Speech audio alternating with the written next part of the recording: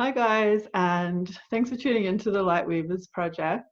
Today we're talking with Maggie McCloud. Um, hey Maggie. So Maggie's here to share with us some beautiful story and personal experiences from her role as a guide and ceremonialist, working with galactic energies and helping people to embody their soul blueprint and speak their light language, and many other things. So Maggie, I'd love to hear from you what you're involved in right now, what you're up to. Thank you so much. Thanks for having me and inviting me into this program. I really love what you're creating. Really love what everyone is sharing through the group too. So just by way of introduction, my name is Maggie Renee McCloud, and I currently live in the Hudson Valley of New York on occupied Lenape territory.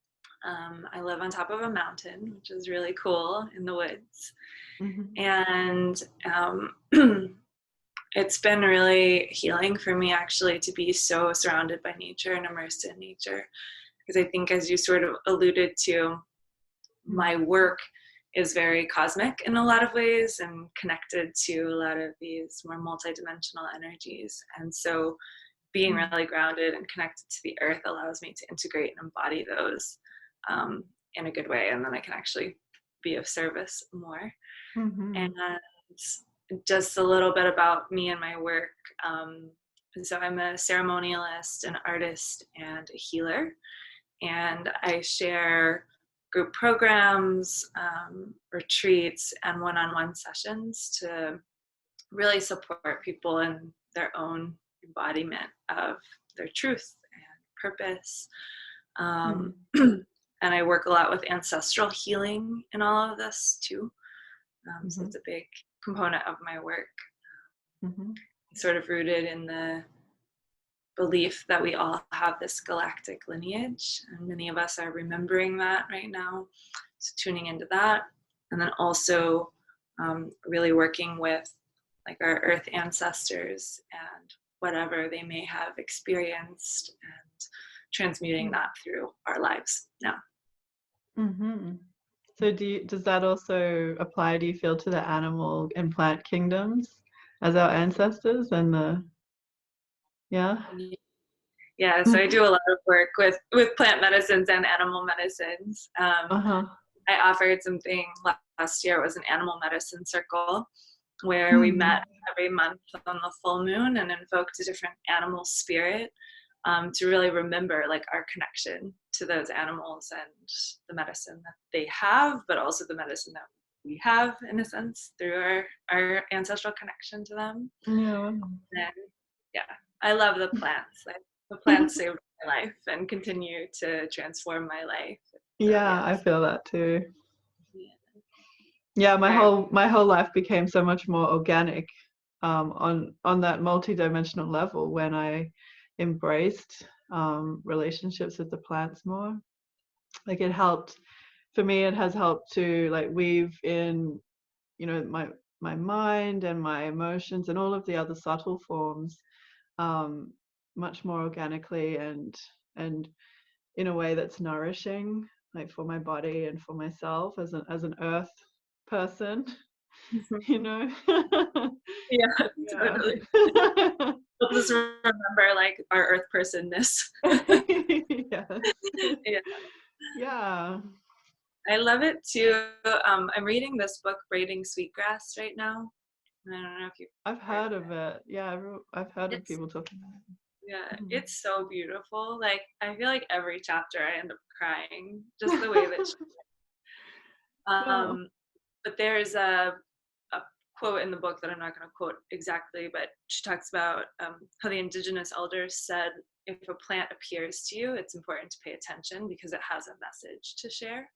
And I feel like that's happened to me many, many times over the last several years as I've started to pay attention. Like plants will come. They're like, I have a message for you. But when I moved into this house, I left like for almost a month right after I moved in. I was down in Mexico for some ceremonies.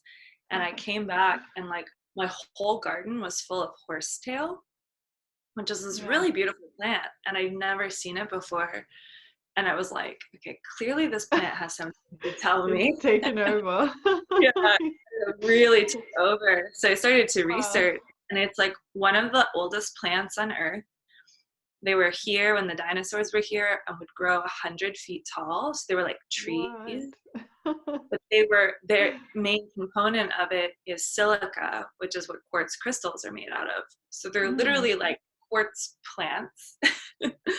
And now they're like beautiful. 2 or 3 feet tall. Um, Yeah. and they work really like on the kidneys, which is a lot of like our ancestral trauma is trapped in the kidneys.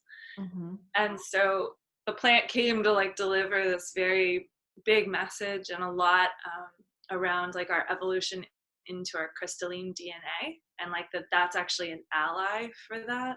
Hmm. And it also was my first foray into alchemy. So I have a friend who taught me how to make like a spagyric with the sort of Yeah. mind, body, and spirit of the plant. This Yeah. was like just such a beautiful gift, the way that, the plant, which feels very earthly, like opened up this whole multi-dimensional experience of Mm. learning and healing and yeah. Hmm.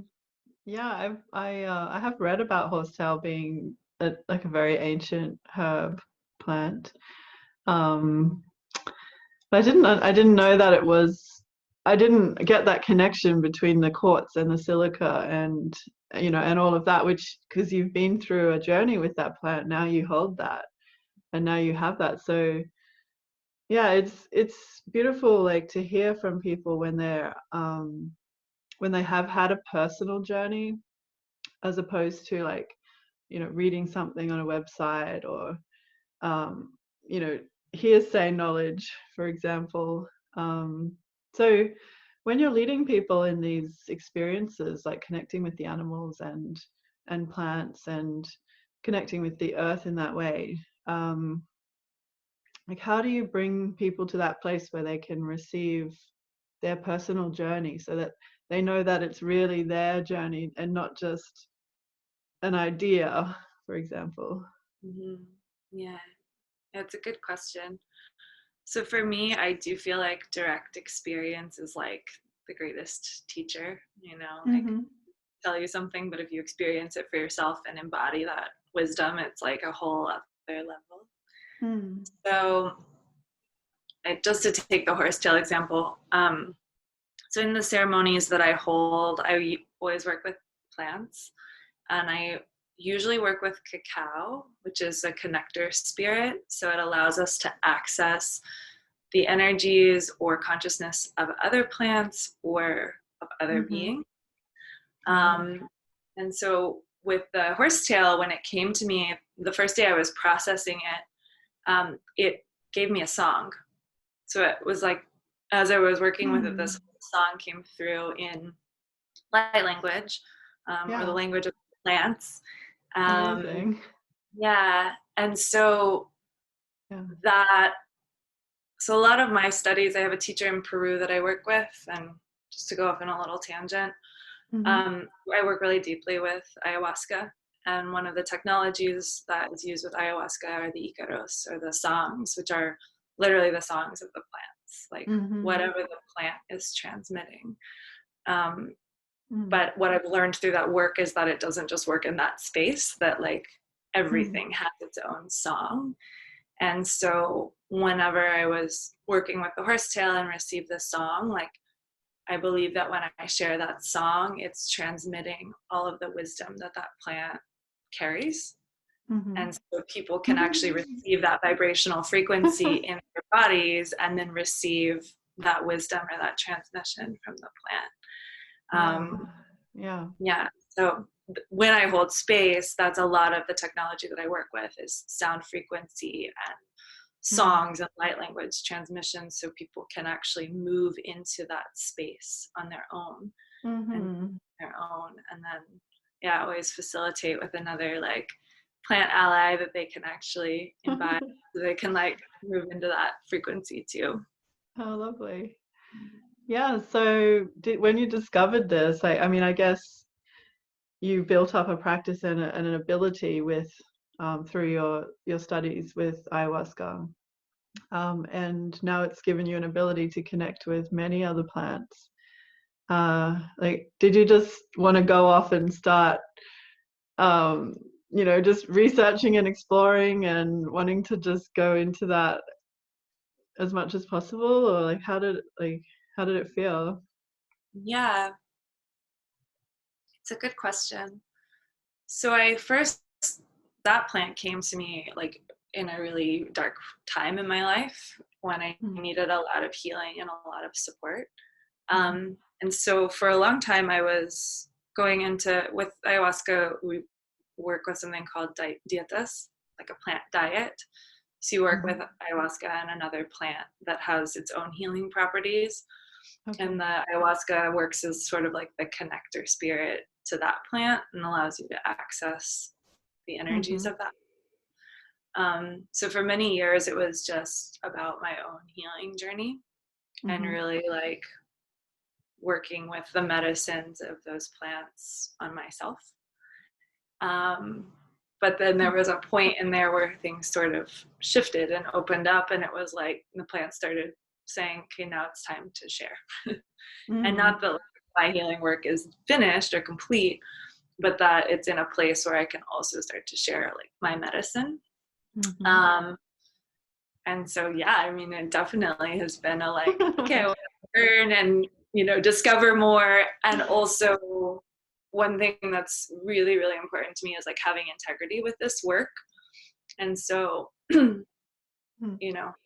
expressing my medicine while also like really respecting the traditions that have taught me and like brought me up.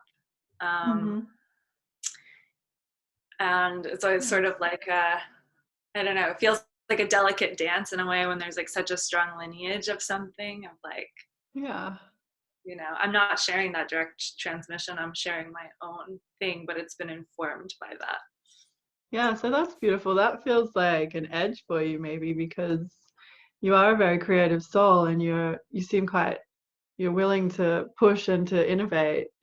Well, that's just a sense that I've had from reading and following you and everything. So it sounds like it has been a process of trying to work out like where the traditions come and then where they've taken you, and now you're in this new space where it's like it's up to Maggie like how it works out and how it flows. So I guess that's a responsibility. And maybe some other Lightweavers can relate, because I feel like a few of us here in the group are starting to create original soul work and, bring through these new forms of medicine which we can respectfully weave in with, the ancient technologies as well.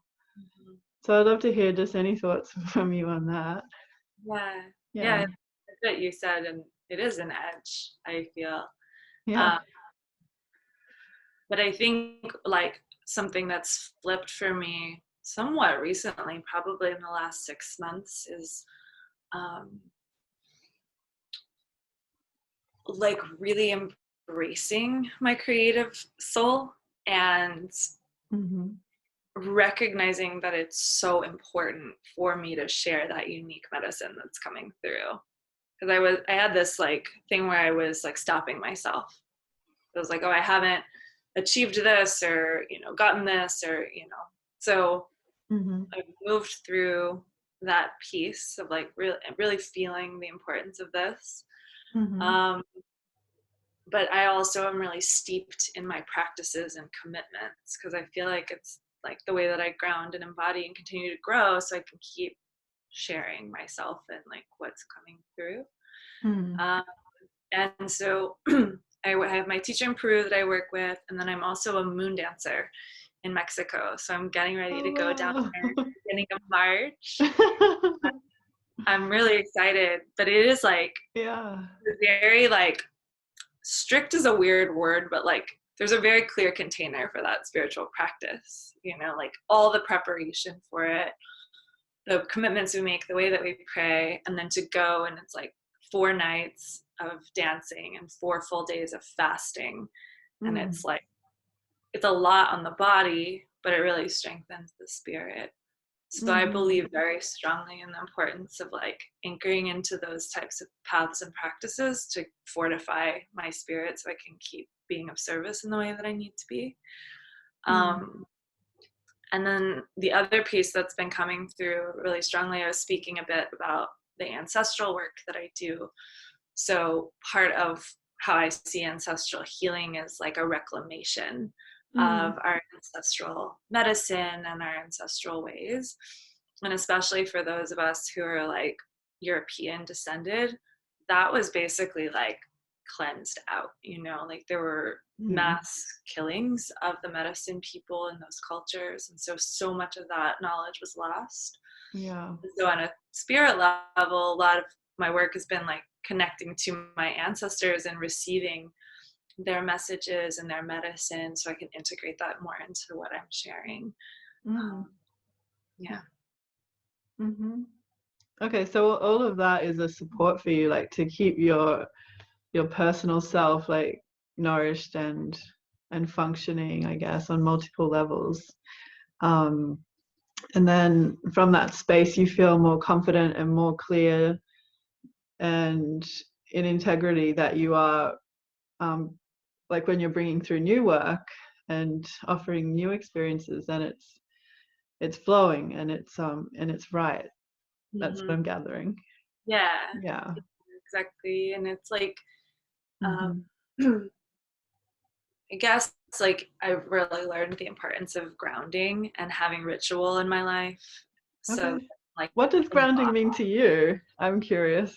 yeah, I know. Actually, I like that you asked that because I've been like exploring that a lot lately. Uh-huh. Because I'm in this place where I've like been in this house for a year, and I was nomadic for almost 5 years before that. But I Wow. actually felt quite grounded in my movement, right? Like Yeah. being grounded doesn't necessarily mean like you have a house with all this stuff. Like for me, it Yeah. feels like really connected to the earth, embodied, like fully occupying my body, like all my energy is here with me. Mm-hmm. Yeah. And there's like yeah, it's like a, for me it's like a rooting into body and earth as home. That Mm-hmm. that's at the simplest. Yeah. Yeah, Yeah. but yeah, I don't know I mean, the because where. I feel like people do talk about grounding a lot, and I just imagine that with everyone's different skills and backgrounds and energy qualities that everyone has, that it is different for everyone, even though we sort of talk about grounding as if it's oh, we should all know what it is, or it's it's like, I mean, it is kind of an equalizer in a way, like coming down to earth and being all anchored with the earth vibration. Mhm. So I guess, like, I mean, that's how I think of it, I suppose, on a collective level, like when people are talking about all grounding together. And I guess for me, it's a point of interest because, um, yeah, like all of the, any issues that people have or any of the beautiful things that people are creating, it does eventually all have to spiral in and down and, sit like in the container of earth so that we, that, so then the serpent, the snake can continue its dance in the creation. So yeah, I have learned a lot from the snake energy. Like, also being from Australia, we have some connection, or I have felt some connection with like the rainbow serpent, which is the original people's stories there.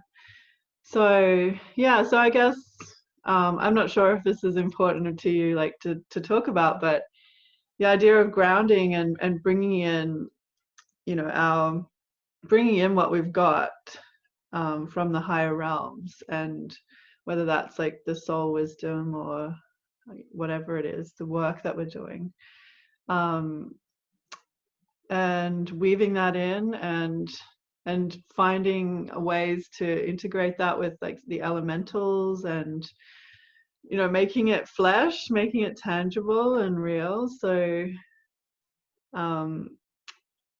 yeah, do you have any points on that? Yeah, I loved everything that you just shared, and we could also talk about the serpent because I have a really deep connection to the snake as well. That's actually snake is like a messenger for me. Right. So I can speak about that in a moment. But in terms of what you're asking, like the way I feel about when I am grounded and being grounded, it allows me to be in cosmic connection and in connection with my multidimensional self more. Yeah, right. And Yeah. like what you were just saying, like it's about like how do we take all of these things that are out here and up here and like have them manifest on earth. And I Yeah. feel that that's so important right now where we're at with this like great shift that's happening, and like so many of us are bringing in like the frequencies of the new earth, but it's like the actual embodiment of that, how we actually like make it happen and take action is really important. So like the being grounded for me is very much connected to that. Yeah. And kind of in contrast of like, I am this like creative soul, and I've had so many things flood through me for most of my life, like, but it's getting like, okay, how do we make this really happen? Not just like as a concept in the mind or in the heart, but like a real thing that happens on the earth. And Yeah. Yeah, when you're talking then, I got a sense of, say, like the body as being more able to open like doorways, because this is a point that I've been thinking about lately, and I was thinking of talking more on is like the idea of like my idea of what the body is and what my being is in the physical has just transformed so much since, say like maybe 10, 15 years ago, 10 or 12 years ago. And yeah, so being really rooted in the, in the root chakra and the earth star chakra, and all of those layers that help to anchor us there, as you say, expands and opens abilities that then we are like, but we're still housing it in who we are, like in this form as well. um so yeah, I just got a really clear sense of that, like when you were talking about being grounded but then open to the cosmos as well. yeah, Yeah. love that too. Like the body's so fascinating and incredible. And like, I feel like I'm scratching the surface of understanding really like sort of our superhuman capabilities and like what we can access when we really are in tune with the body. Yeah. Yeah, definitely. um yeah, because I have like had some issues with that. I mean, I don't know if you've ever heard of the clinical term body dysmorphia or something like that. I was never like diagnosed with it or anything, but I felt some similar kind of experiences like that when I was integrating this new awareness of my being, in these, as I would call it, maybe a soul body, like all of these new capacities and stories that I can hold and experience and express. And it did create some kind of like unsurety about, what is this thing and how do I take care of it and how do I like know if it's okay, because now I need like the stories that are going to teach me that it's okay, or that are going to carry on that wholesomeness, I guess. And that sort of drew me towards the traditional peoples and, and stories from those lineages, because that was where I started to feel that wholesomeness, that sense of sacredness coming back, when I was like working through my expansion, I guess. Yeah. Yeah. Yeah. That really deeply resonates. Right. How was your experiences with that expansion? Yeah. Well, it's interesting, like that body dysmorphia sensation. Like, Hmm. I remember in like my first ceremonial experiences, I would have these times where it was like I would grow like really tall and really like I was like a giant. And I'd be like the size of this room. Like that was the sensation in my body. It was just I was huge. Wow. Yeah. And I'd also had like this Reiki session one time where I had this vision of myself and I was like as tall as a mountain. Like it was like this period of time where it was like my Huh. soul was expanding so much that like I kept seeing it as my body was enormous, like Yeah, really, wow. really tall. And there's more to it than that. Like I also received a lot that like I have been in that embodiment like in other star systems, like where Mm. we are just much larger. Yeah. Um, and even like I was speaking about the first tale earlier, there's some evidence that like ancient humans, when there was a lot more oxygen on the planet, like Right. everything was bigger, like the Mm. plants, the animals, the people. So there's like a Cool. connection to that too. Yeah. Um, Yeah. I think like so my work with indigenous people in Peru mostly, like a lot of my teachers are there, has been of like learning how to integrate that information and sensation because Hmm. there's like if I told somebody in the Western world that like it's like the sort of party line is like, oh, that you're crazy, right? Like you're kind of like brushed off, like you feel giant.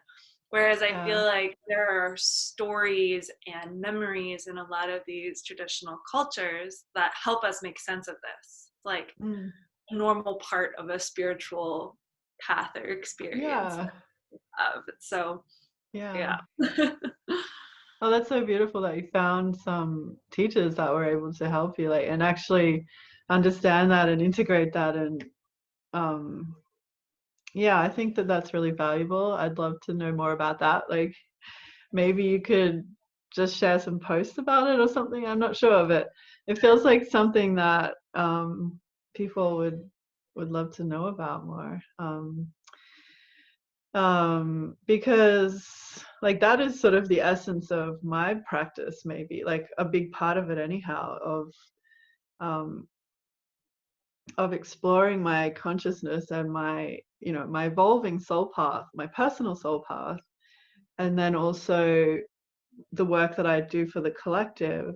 um and just I find that I often have to look for these innovative ways that I'm always like pushing the edge of that's like an edge for me of like the ways that I can find to integrate and bring through that pearl of wisdom. So say like if I see myself as an animal or a creature of some kind, or I connect strongly with a certain energy, and then like that's not the end of the story.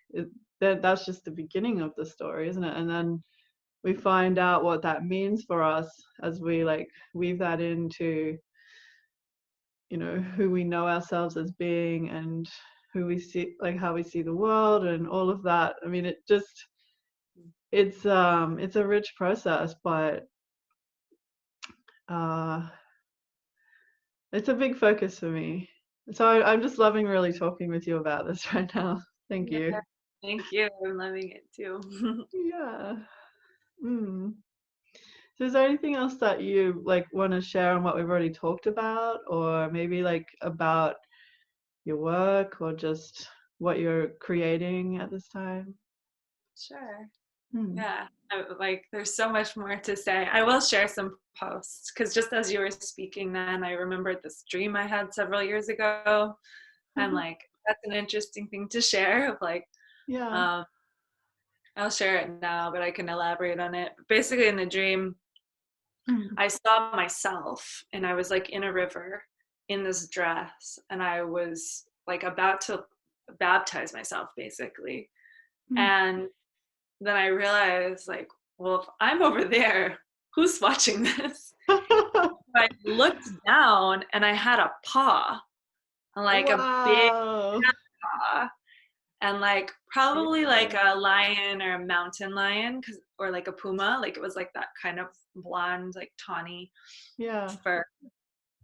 Oh. And it was just sort of this like moment in time, but the process after that of exploration, like you said, that was just the beginning.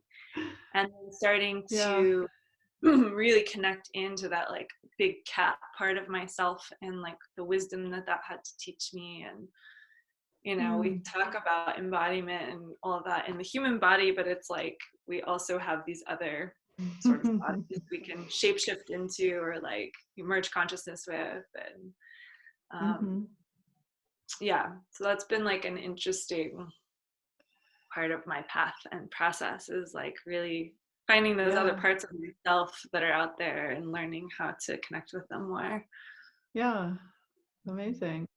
Yeah. Yeah, because we did just discuss quickly before we started our chat was your personal connections like with Sirius, and you feel like a strong connection with the Syrian star lineages. Would you like to share anything about that, or anything else about your star connections? Yeah, sure. So as I shared with you before, I am a Lionsgate baby. So I came in on 8/8 through the Lionsgate portal, which is that direct alignment with Wow. the earth. And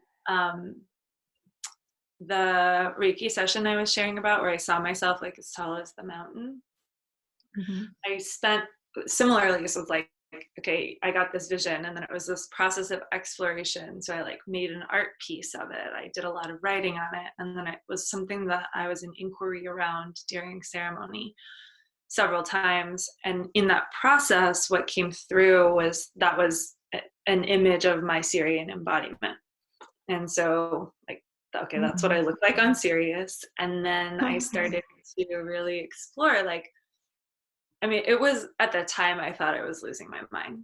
Like I was like, I must be nuts, because like I now think I'm from another planet, Although somewhere deep inside I was like, you've always known this. Like I remember whenever I was little, I would fall asleep and I would like have this vision where I was leaving Earth and like traveling through the solar system and like going home basically. And it would kind of scare me, because I was like, what is happening? But it was Yeah. also like basically like what happened every night as I would go to sleep. Right. And so I was like calling all that back in that process. And what really came through is that like Sirius is just a little bit ahead of Earth in terms of like evolution.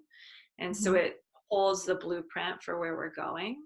And that there are many of us on Earth at this time who came from Sirius. So like my last incarnation was there, to bring through those codes and that blueprint and help with this process that Gaia is in, of evolving and moving into this like next stage, this new Earth that's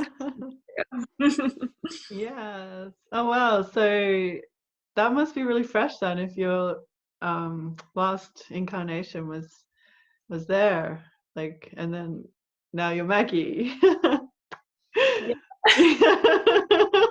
I'm like kind of still there. And that's why grounding has been so important for me.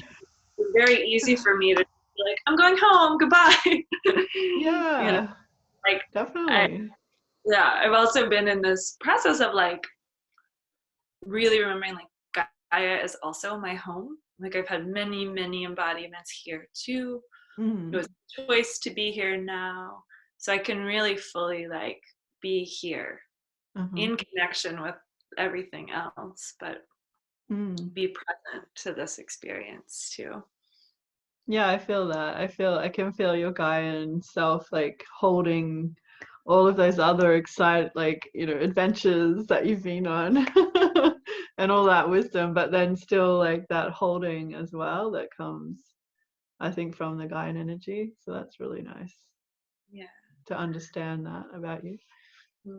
Thank Hmm. you. While we're talking about stars, I also have a really strong connection to Arcturus Uh-huh. and Arcturian energy. And I feel that that mostly manifests through like my healing work.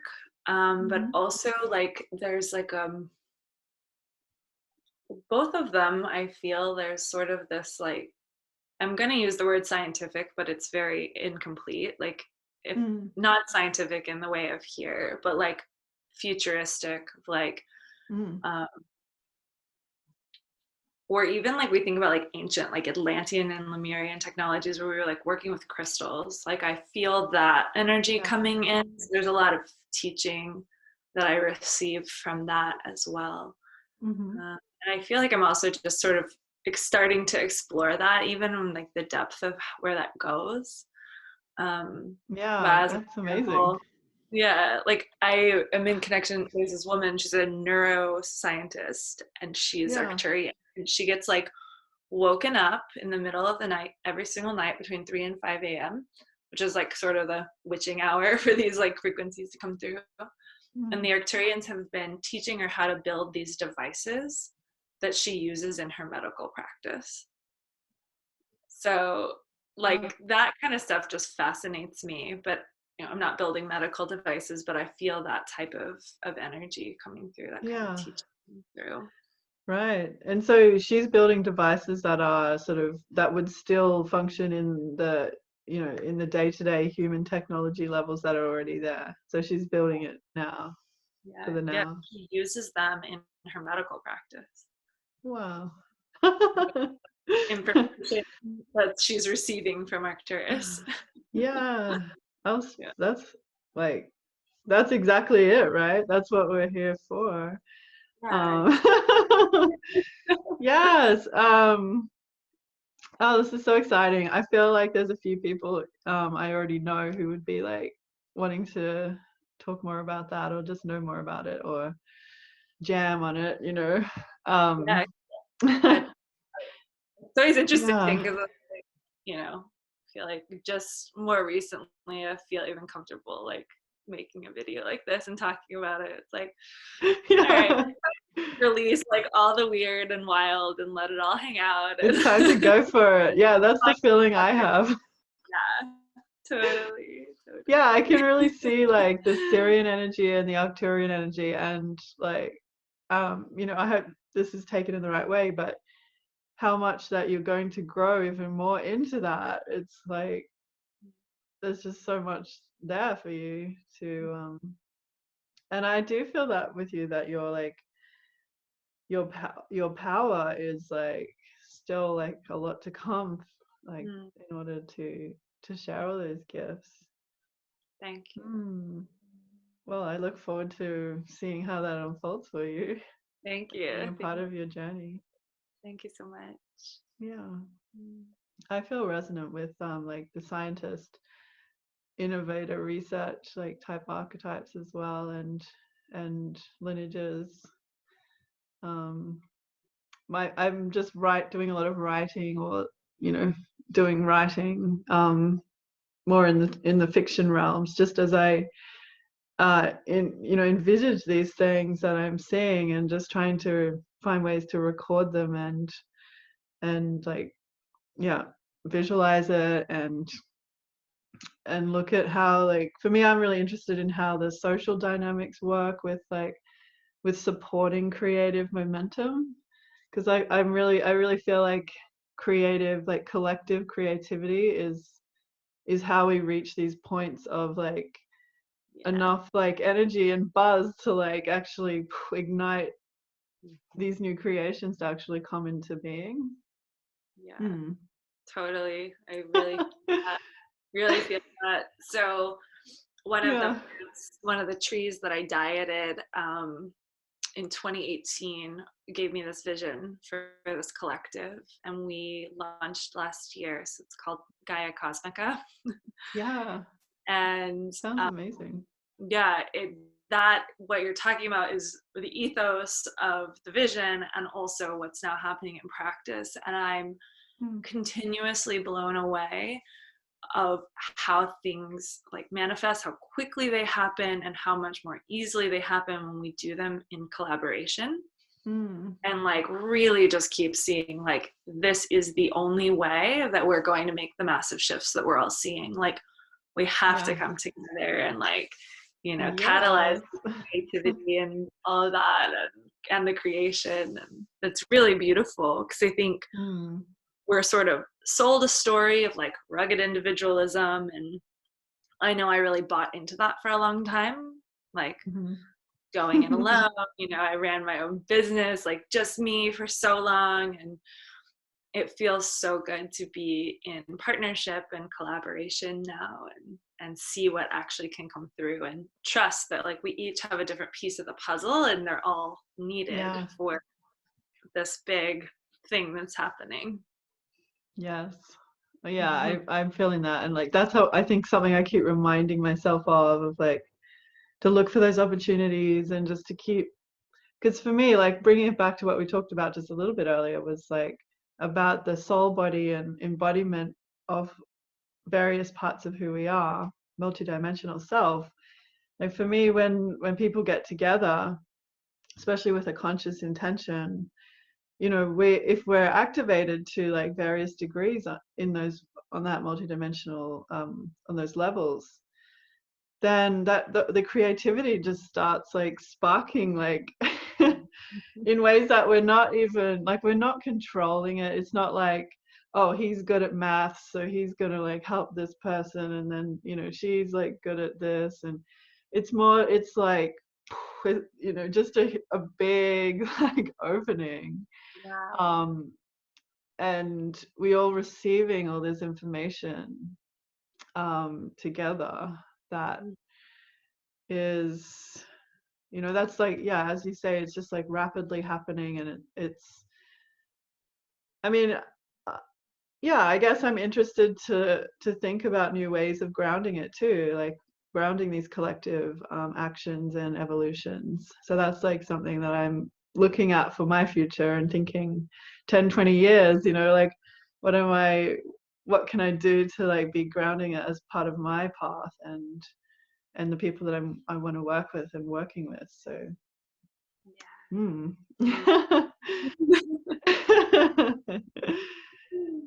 juicy. Thank you so much for showing up and just sharing so much nourishment. I feel nourished by our conversation. Thank you. I do as well.